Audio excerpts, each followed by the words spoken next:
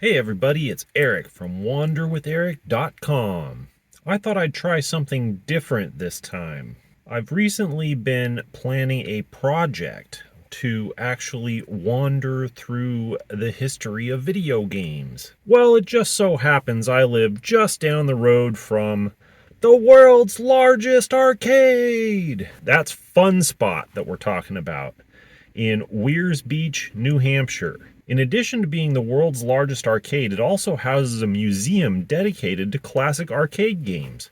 What better place to play some of those great classics from the early days of video games? But before we go check it out, if you enjoy today's video, please make sure you click the like button and subscribe to the channel.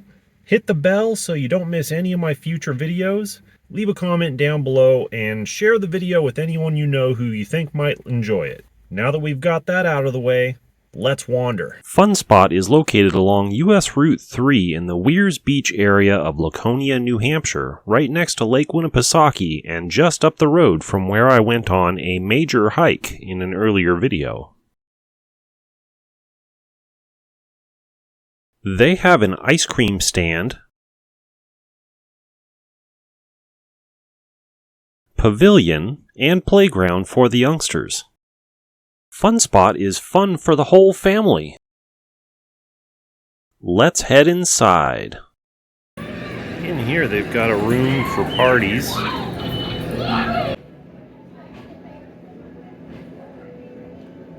An 18-hole mini golf course.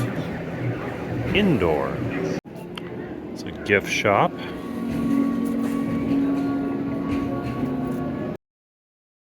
They have a full bowling alley featuring candle pins and regular 10-pin.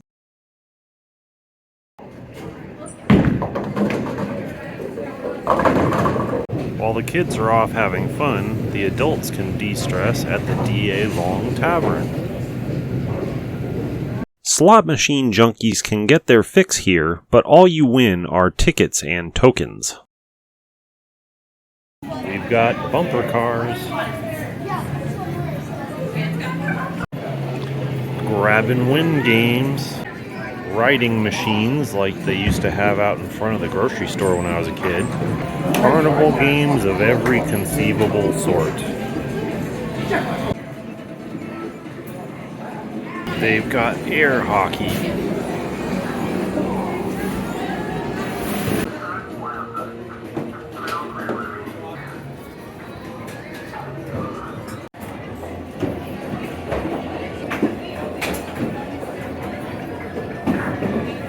Of course, after you win all those tickets, you have to spend them on something.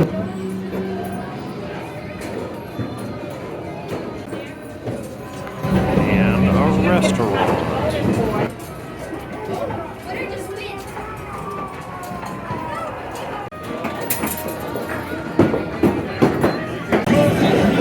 There's plenty of newer video games if that's your thing.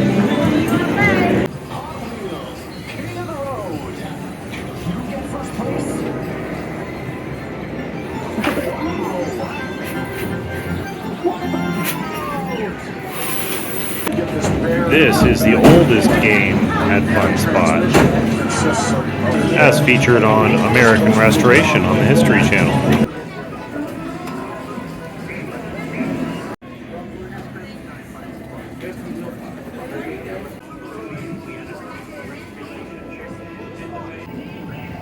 They've even got the world's largest pinball machine.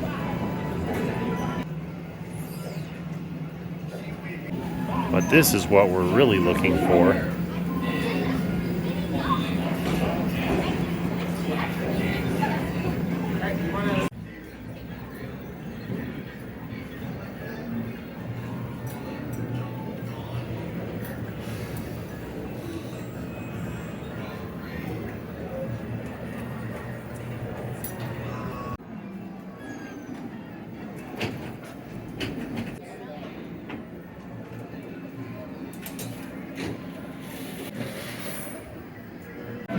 They've got a few pinball machines here too.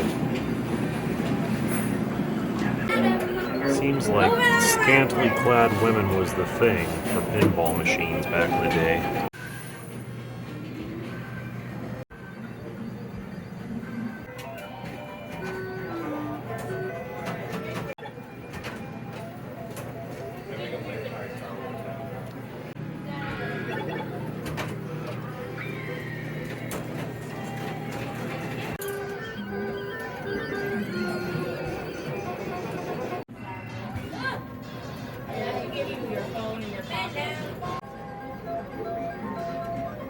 room is broadly divided up into categories based on a brand.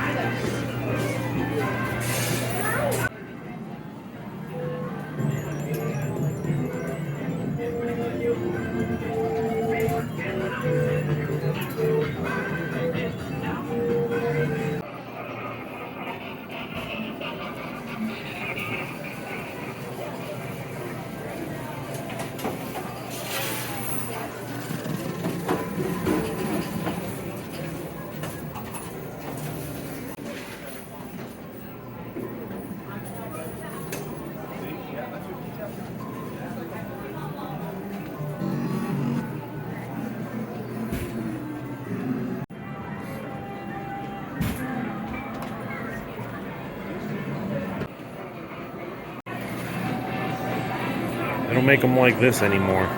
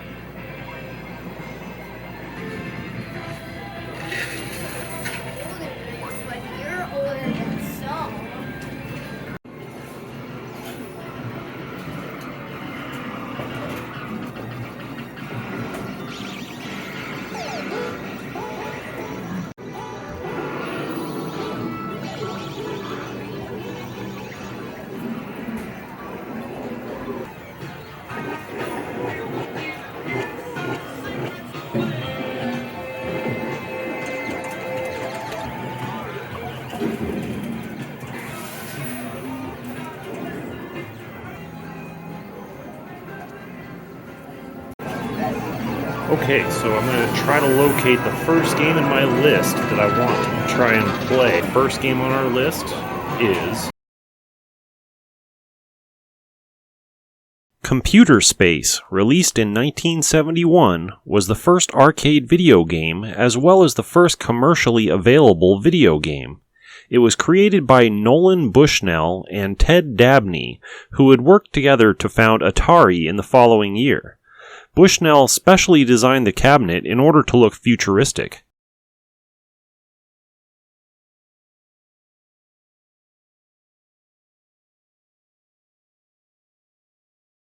Unfortunately, it's out of order.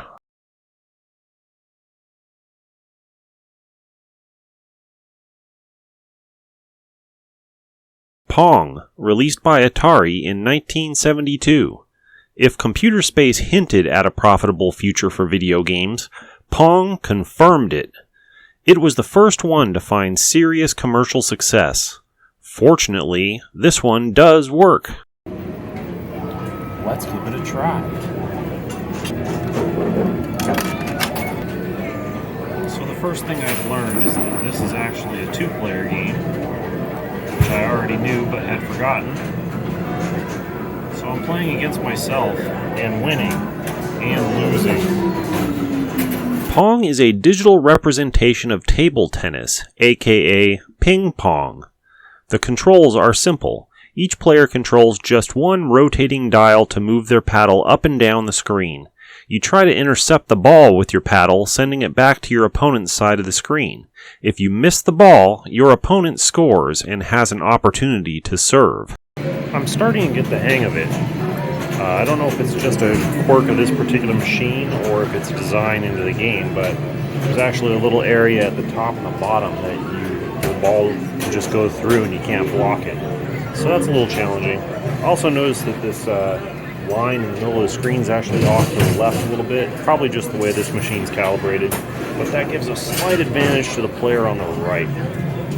But nevertheless, I'm starting to get the hang of it, so let's try again.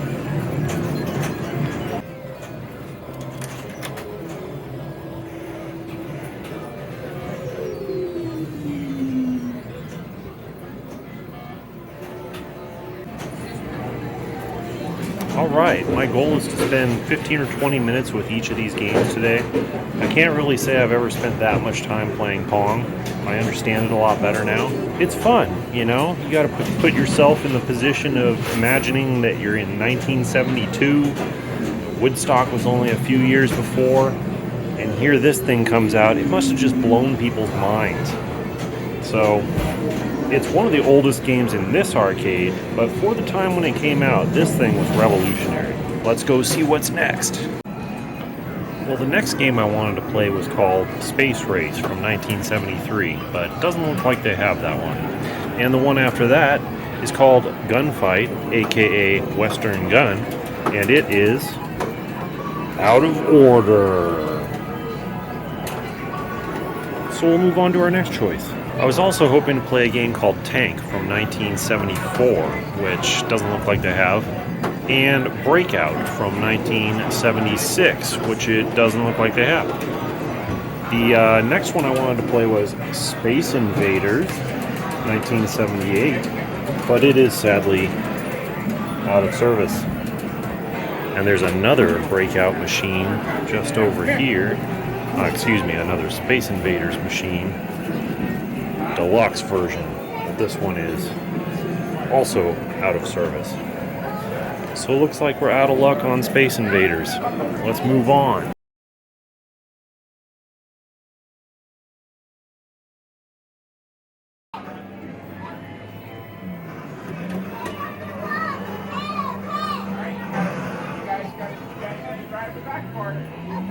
Foiled again! Well, the Asteroids machine is out of order, but Asteroids DeLuxe works. Looks like this one came out the following year. So it can't be that different. Let's try it. Many scholars consider 1978 to be the beginning of the golden age of arcade video games, because of the hugely successful and influential Space Invaders released that year, which I was hoping to play today. Anyhow, the following year saw the release of Asteroids, which was also very successful, and in turn would influence future games such as Defender and Gravitar. Unlike the simple controls of Pong, this one has 5 buttons and is definitely way more complex to control. The idea is to blast the asteroids into smithereens without any of them hitting your spacecraft. Easier said than done. By this point, games were also letting you save your scores, if you could figure out how to type in your initials, so gamers could compete for the top spot, at least until someone turned the power off. Okay, this game is seriously difficult. The controls are not easy, and it would take me probably weeks of coming in here and playing for half an hour or an hour to get good at this game. And that's just how it was for people back then. Let's see what's next. Ah, good old Pac-Man. This is one of my early favorites. When this came out in 1980, arcades were dominated by shooting-themed games. The designers at Namco wanted to make something with a more broad appeal, ideally to attract female gamers. Pac-Man introduced several concepts that would become commonplace afterwards.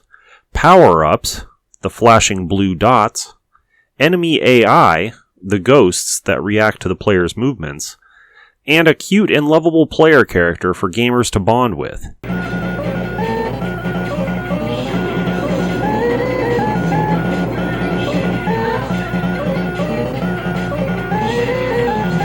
Pac-Man is often considered one of the best video games of all time, and, when adjusted for inflation, is still the highest grossing video game ever.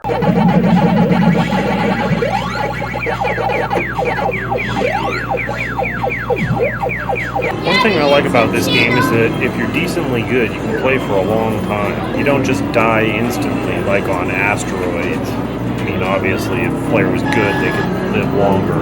I'm not any good at Asteroids, apparently. But this one I can do okay. I actually don't suck at this one. It's still early in the day, but I set the high score.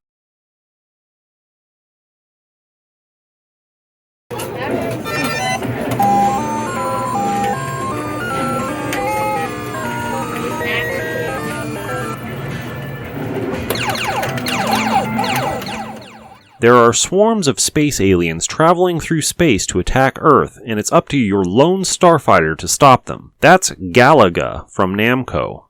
It's actually the sequel to a 1979 game called Galaxian, which was notable for being the first arcade game with full red, green, blue color. Galaga improves upon the earlier game in various ways, making it more fast-paced, featuring unique, challenging stages where players could rack up bonus score, and allowing a way for the player to get a twin ship, doubling their firepower. This game pushed the shooter genre forward in meaningful ways and holds a special place for many gamers who were blown away by it when they first saw it in arcades in the early 80s. The other game in contention for Best of 1981 is Donkey Kong from Nintendo.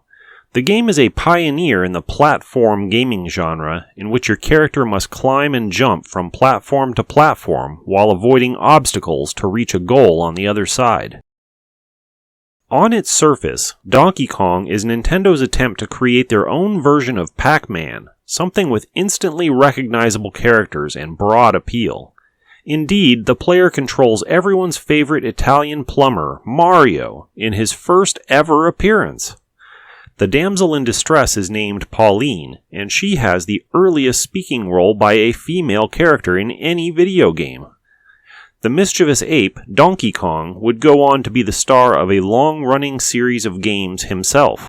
This game was designed by none other than Shigeru Miyamoto, who would go on to create many of Nintendo's most popular characters and franchises, like Mario and The Legend of Zelda. Not only is this a historic game, it's also a historic machine.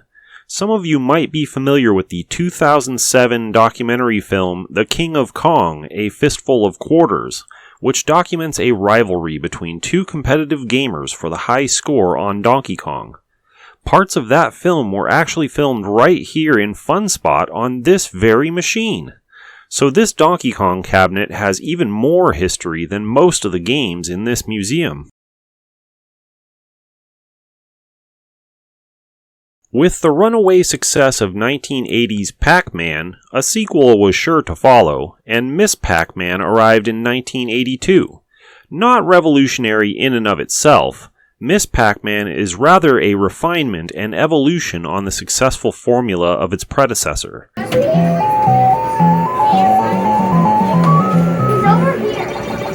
Just like the earlier game, you move your character around the maze trying to collect the dots and avoid the ghosts. This time, however, the protagonist is female, making the game even more appealing to girl gamers. The mazes have been improved in both appearance and design, with additional warp tunnels between the left and right sides of the screen. The ghost AI has been improved to make them less predictable. The bonus fruit is now more challenging to collect as it moves around the maze. The intermissions between stages deliver story content about the romantic relationship between Miss Pac-Man and her hubby, Pac-Man. This game was actually designed by an American company called General Computer Corporation without Namco's permission, but they eventually came to a partnership and the game was released. Gamers loved it every bit as much as the previous game. Some even feel that Miss Pac-Man is the superior of the two. Either way, it was a hugely successful game and is still considered by many to be one of the best games of all time.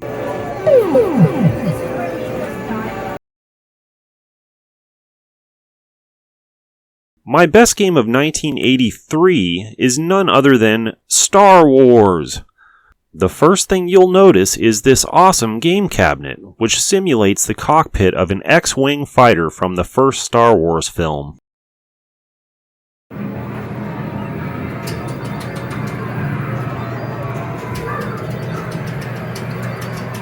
It's gotta be the coolest game cabinet of its day. The game itself is a first-person, on-rails shooter in which you pilot an X-Wing through space against waves of enemy TIE fighters, eventually descending into the Death Star trench to attempt the climactic bombing run. Featuring crisp vector graphics and real recorded music and sounds from the film, this game allowed a generation of kids raised on the 1977 film to recreate their favorite scenes for themselves. It was a huge success and is still one of the best games based on a movie ever made.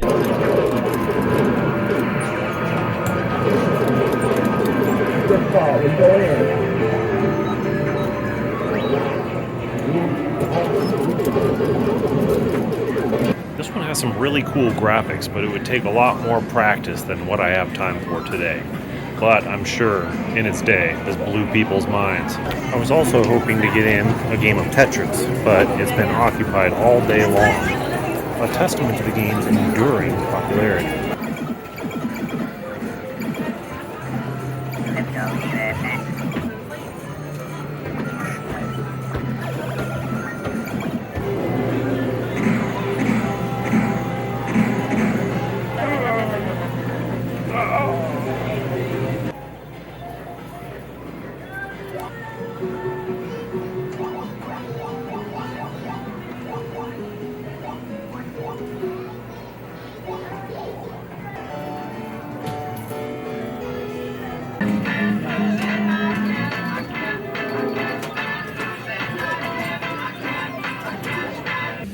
Well, there you have it, Funspot, the world's largest arcade.